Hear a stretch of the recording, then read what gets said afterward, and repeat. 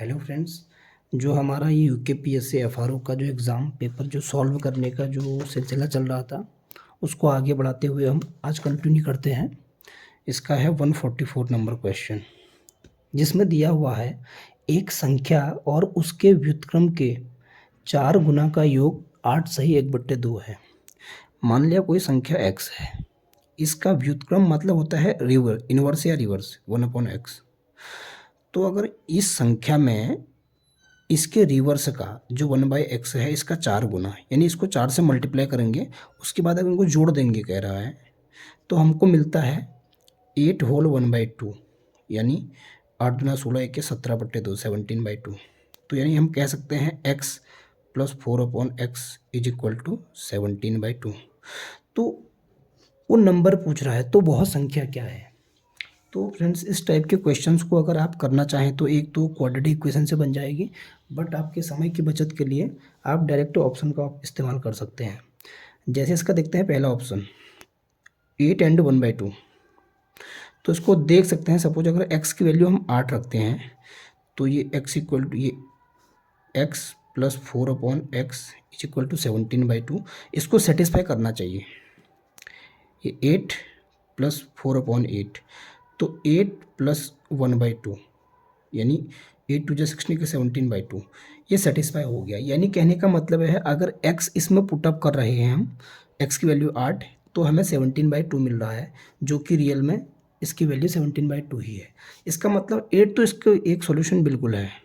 अब इसका दूसरा पार्ट भी दिया हुआ है 1/2। यदि x बराबर 1/2 पुटअप करते हैं, हमारी इक्वेशन है x plus 4/x is equal to 17/2। तो इसमें 1/2 पुटअप करना है, 1/2 प्लस 4/1/2। तो इस केस में क्या होता है, ये नंबर इससे मल्टीप्लाई हो जाता है। 1/2 प्लस 4 इंटू 2/1, 1/2 प्लस 8। तो इस केस में भी 8 दूना 16, 16 के 17, 17/2 यानी 17/2, जो कि दिया हुआ है, यानी ये कंडीशन सेटिस्फाई है। तो इसका मतलब इसका ऑप्शन 1 जो भी है x इक्वल टू 8 एंड 1/2, ये सेटिस्फाई है, यही इसका आंसर है। अब आते हैं इसका नेक्स्ट क्वेश्चन 145। इसमें दिया हुआ है 1/2 प्लस 1/3 प्लस 1/1 प्लस 1/4। तो इस टाइप के क्वेश्चन में आपको सबसे लास्ट से स्टार्ट करना होता है, यानी 4 1 जा 4, उसमें एक ऐड किया 5, यानी इसको अब पूरा सॉल्व करके हमारा 5/4 आ रहा है। तो मैं पहले ही जैसे आपको इधर एक ये बता चुका हूँ कि 1/x होता है कोई भी, तो ये तीसरा वाला पहले वाले के साथ मल्टीप्लाई हो जाता है। तो ये केस अब हमको यहाँ देखने को मिलेगा। तो अब हमारे पास ये वाली वैल्यू बचेगी 3 प्लस 1/5/4। तो यानी 4 का मल्टीप्लाई ऊपर हो जाएगा, 3 प्लस 4/5। तो इसको सॉल्व करने के बाद 5 या 15, 4 19, यानी 19/5। इस पूरी वैल्यू की जगह अब हम रख देंगे 19/5। अब हमारे पास क्या बच गया, 1/2 प्लस इस पूरे की वैल्यू है 1/19/5, इसकी वैल्यू है ना, तो ये 1/19/5।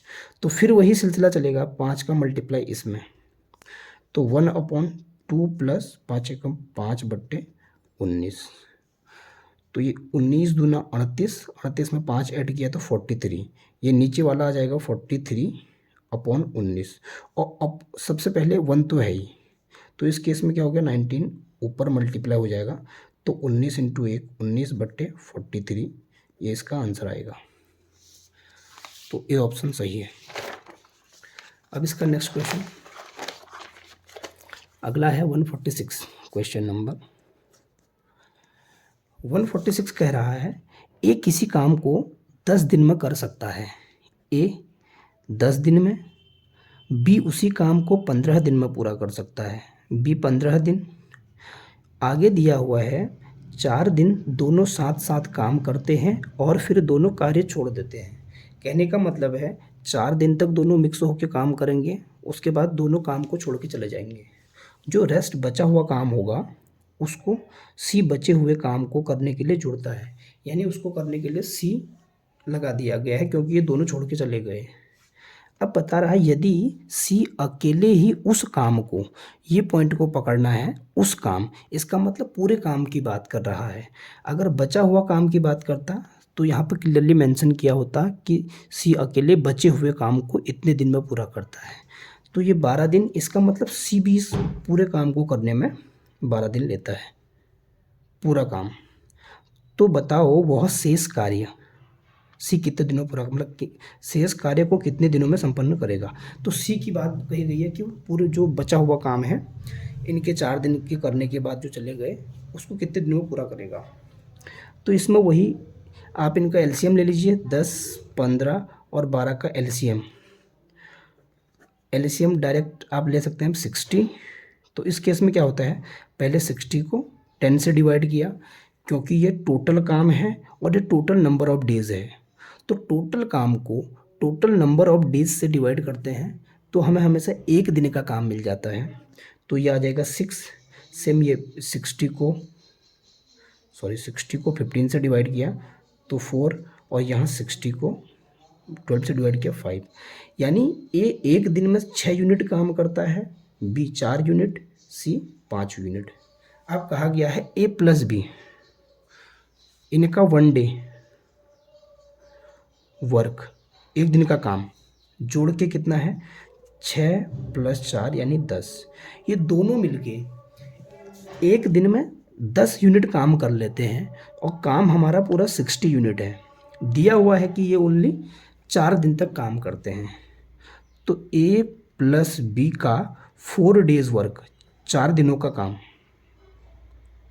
इज इक्वल टू एक दिन का 10 है तो 4 दिन का 4 से मल्टीप्लाई कर दो यानी 40 आ जाएगा। तो 60 काम था, इसमें से 40 तो ए और बी करके चले गए, तो शेष यानी रिमेनिंग वर्क जो है 60 में से हम 40 माइनस कर देंगे यानी 20 बचेगा। अब जो ये 20 रिमेनिंग वर्क है इसी को करने के लिए सी को लगाया गया है। तो पूछ रहे हैं कि सी इस रिमेनिंग वर्क को करने में कितने दिन लेगा। तो सी द्वारा लिया गया समय यानी time taken by C to complete the remaining work, C द्वारा लिया गया वर्क, क्या समय शेष कार्य को पूरा करने में, शेष कार्य को पूरा करने में। तो इसमें क्या होता है, जितना काम बचा हुआ है उसको अगर सी के 1 डे, एक दिन के काम से डिवाइड कर देंगे तो 4 यानी 4 दिन तक वो काम करेगा। यानी जो बचा हुआ काम है जिसको ए और बी 4 दिन के बाद करके छोड़ के चले गए थे, उसको सी बचे हुए काम को 4 दिन में पूरा करेगा। इसका आंसर आएगा 4 डेज। तो ये नेक्स्ट क्वेश्चन 147, इसमें दिया हुआ है 2 ट्रेनें जो कि विपरीत दिशा में चल रही है। मान लो एक ट्रेन ये ए है, ये इस डायरेक्शन में चल रही है, ये ट्रेन ए, और दूसरी ट्रेन बी है, ये ट्रेन नंबर बी है, ये इस डायरेक्शन में चल रही है। तो एक बार हमेशा आपको याद रखना है कि सेम डायरेक्शन में, समान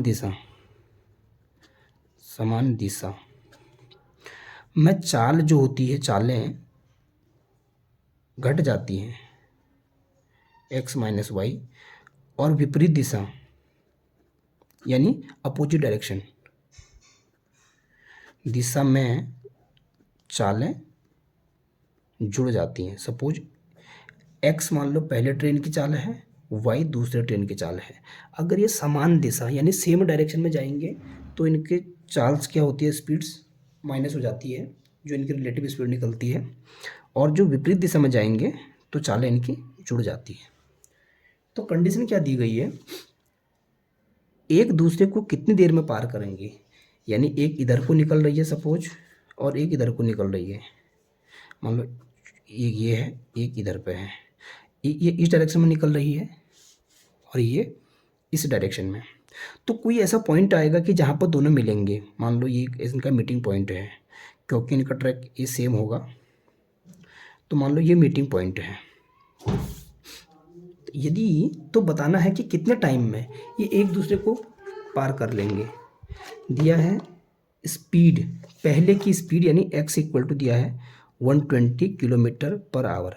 पहले वाले ट्रेन की स्पीड 120 किलोमीटर प्रति घंटा है, जबकि दूसरे वाले की 100 y 100 किलोमीटर प्रति घंटा इनकी स्पीड है दोनों की।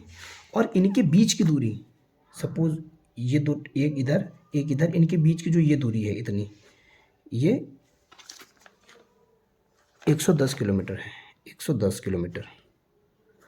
तो ये 110 किलोमीटर आपने पहले पढ़ा होगा, तो इनकी रिलेटिव स्पीड यानी सापेक्ष चाल बोलेंगे जब दोनों चल रहे हैं, सापेक्ष चाल, क्योंकि विपरीत दिशा में है तो चालें जुड़ जाएंगी।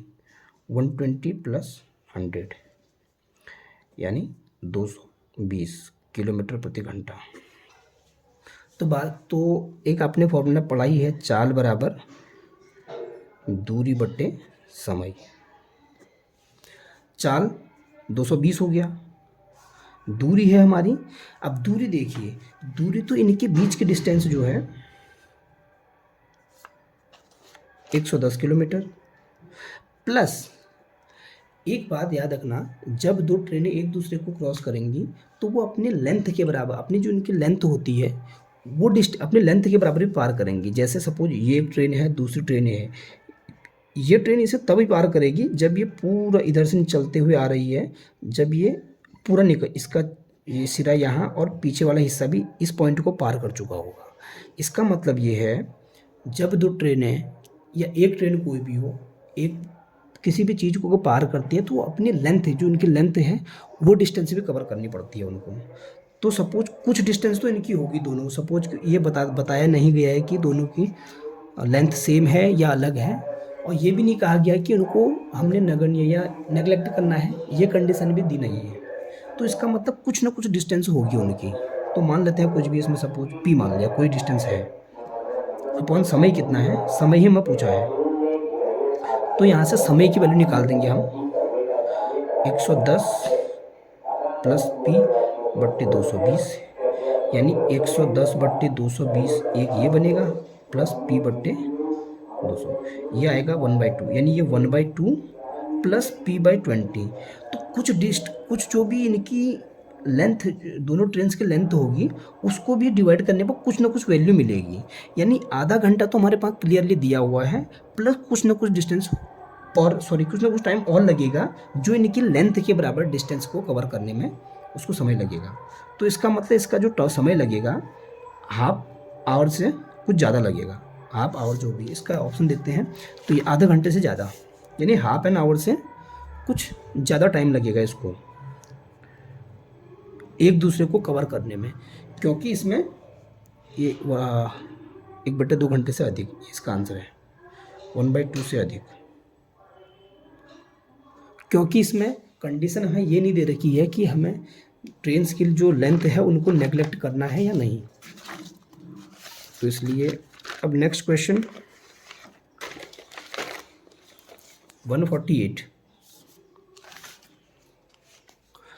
148 कहता है, एक पाई आरेख के लिए क्या सत्य है। पाई आरेख होता है एक सर्कल टाइप में पूरा, जिसमें किसी भी चीज़ को वो इंडिकेट करने के लिए, प्रदर्शित करने के लिए हम 360 डिग्री एंगल्स का यूज कर सकते हैं। सपोज इसमें कोई भी ये इस टाइप के देखे होंगे आपने, सपोज कोई भी इसमें ये ABCDE ये कोई डेटा दे रखे हैं हमें, तो हमें इसे मैक्सिमम, सपोज ये 40%, ये डिग्री, ये 70 डिग्री, इस प्रकार से करके कहने का मतलब मैक्सिमम 360 डिग्री तक हम इसमें मूव कर सकते हैं, उसके अतिरिक्त नहीं कर सकते। और किसी भी डेटा को हम 100% तक इसमें हम इंडिकेट कर सकते हैं। कहने का मतलब हमें जो भी डेटा दिया हुआ होगा हम उसको पूरा का पूरा इसमें प्रदर्शित कर सकते हैं। तो जैसे इसके लिए ऑप्शन ए है, इस पर 100% डेटा प्रदर्शित कर सकते हैं, ये बिल्कुल सही है। ऑप्शन ए इसका करेक्ट आंसर है कि कोई भी डेटा है उसका 100% 100% हम ये दिए हुए पाई चार्ट के द्वारा प्रदर्शित कर सकते हैं।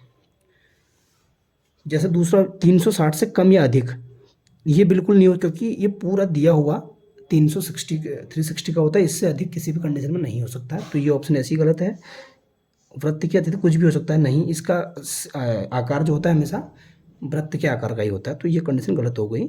ये ऑप्शन सही है इसका, कि 100% डेटा को इसमें हम प्रदर्शित कर सकते हैं। इसके बाद नेक्स्ट क्वेश्चन है 149। एक वृत्त की त्रिज्या में 10% की वृद्धि की जाती है। सपोज, यानी माना त्रिज्या बराबर कितनी है, 100 मान लिया हमने। तो इस केस में इस वृत्त के अंदर निर्मित अधिकतर आकार के वर्ग की भुजा में कितने प्रतिशत वृद्धि की जाए। अभी देखिए, ये है हमारा वृत्त, इसके अंदर मैक्सिमम आकार का हम जो वर्ग बना पाएंगे वो वर्ग इस प्रकार हो सकता है, जिसका डायगोनल यानी विकर्ण इसके सेंटर से होकर गुजर सकता है, केंद्र से, यानी जिसका विकर्ण इस वृत्त के जो व्यास है उसके बराबर हो सकता है। तो इसकी त्रिज्या 100 है, तो इसका व्यास 200 हो जाएगा, ये पूरी लाइन। और ये पूरी लाइन वर्ग के लिए विकर्ण का काम कर रही है। तो विकर्ण होता है, सपोज भुजा ए है, ए √2, भुजा √2 इक्वल टू 200 है, तो ए इक्वल टू 200 बट्टे √2। तो √2 से ऊपर मल्टीप्लाई और √2 से नीचे मल्टीप्लाई, तो √200 यानी 100 यानी स्टार्टिंग में जब इसकी त्रिज्या 100 है तो उसका वर्ग की भुजा 100 है। अब देखते हैं, जब ये कह रहा है इस वृत्त की त्रिज्या को 10% बढ़ा दिया जाएगा। अब न्यू रेडियस, नई त्रिज्या,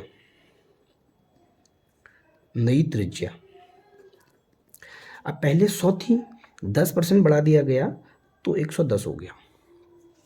तो 110 हो गया तो अब ये भी बढ़ जाएगा। ये जो लाइन, ये इसका व्यास है, तो व्यास हमेशा त्रिज्या का दुगुना होता है, तो 110 तो 220 हो जाएगा, ये पूरी इसका व्यास। और ये व्यास इस वाले के लिए, सपोज इसकी भुजा बी है, भुजा √2। अब तो ये इसके विकर्ण का काम करेगा, 220। तो यहाँ से भुजा या बी, जो भुजा बी इसकी 220 बट्टे √2 से ऊपर मल्टीप्लाई, √2 से नीचे मल्टीप्लाई, ताकि √2 कट जाए, 220 √2/2, तो 110 √2। यही पूछ रहा है कि वृत्त के अंदर निर्मित अधिकतम आकार के वर्ग की भुजा कितने प्रतिशत बढ़ जाएगी। तो पहले जो है वर्ग की भुजा 100 √2 थी, अब 110 √2 हो गई। तो त्रिज्या में प्रतिशत वृद्धि, सॉरी भुजा में, वर्ग की भुजा की बात हो रही है, भुजा में वर्ग की भुजा में प्रतिशत वृद्धि इज इक्वल टू क्या होता है, जो नया है, नया में से घटाना है आपको पुराना वाला 100 √2 बटे में जो पुराना वाला, पुरानी वैल्यू जो ऑलरेडी है, किसी भी चीज़ को हम जो पहले वाली वैल्यू दी होती है उस पर निकालते हैं 100 √2 और मल्टीप्लाई करते हैं 100 में। हमेशा कभी भी हो प्रतिशत वृद्धि या चेंज जो भी होता है, चाहे घटा वृद्धि हो या उसका ह्रास हो, तो क्या करते हैं, जो प्रारंभिक माइनस अंतिम अपॉन में प्रारंभिक जो रियल वैल्यू होती है उसी को लिखते हैं। 110 में से 100 गया, 10 √2 अपॉन में 100 √2 इंटू 100। ये 100 से 100 कैंसिल, √2 से √2 कैंसिल, यानी 10%। तो 10% का आंसर होगा। अगर किसी वृत्त की त्रिज्या को 10% बढ़ा देंगे तो उसकी जो अंदर जो वर्ग बनेगा उसकी भुजा भी 10% ही बढ़ जाएगी। इसका आंसर। अब करते हैं नेक्स्ट क्वेश्चन, और ये है हमारा लास्ट क्वेश्चन इस पेपर का। ये है, एक फुटबॉल टूर्नामेंट में 10 टीमें भाग लेती हैं। मान लो ये 1 2 3 4 5 6 7 8 9 10, ये 10 टीमें भाग ले रही हैं। फाइनल मैच से पूर्व, फाइनल जब होगा उससे पहले अपनी हर प्रतिभागी टीम से पूर्व हर टीम को अपनी हर प्रतिभागी टीम से एक मैच खेलना होगा।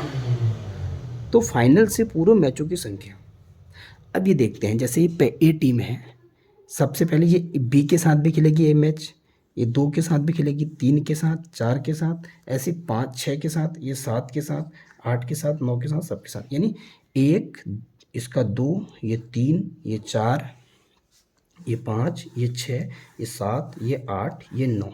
यानी पहली टीम जो है फर्स्ट टीम, ये 9 मैच खेलेगी, इनको मानते हैं।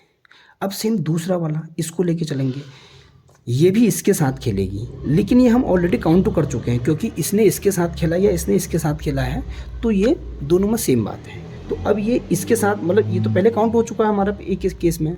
अब ये खेलेगी 1 2 3 4 5 6 7, ये 8, ये सेकंड वाले के लिए 8 मैच।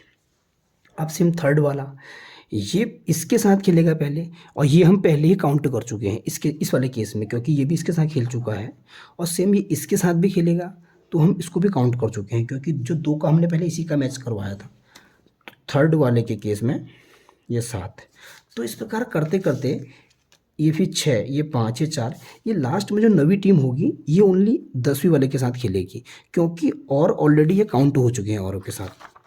तो 6 5 4 3 2 1, ये टोटल इन मैचों को हम ऐड कर देंगे तो हमारा नंबर ऑफ टोटल मैचेस निकल जाएंगे। ये निकलेंगे फाइनल से पहले के, और पूछ भी रहा है वो कि फाइनल से पूर्व कितने मैच खेले जाएंगे। तो जो क्रमागत संख्याएं होती हैं कोई भी, यानी जो कॉन्जिक्यूटिवली 1 से 9 तक की है कोई भी नंबर है, कोई भी 9 तक का कोई भी नंबर हो, उनको ऐड करने का एक फॉर्मूला डायरेक्ट होता है n+1/2। n होता है टोटल नंबर, जितनी भी संख्याएं हैं टोटल नंबर्स।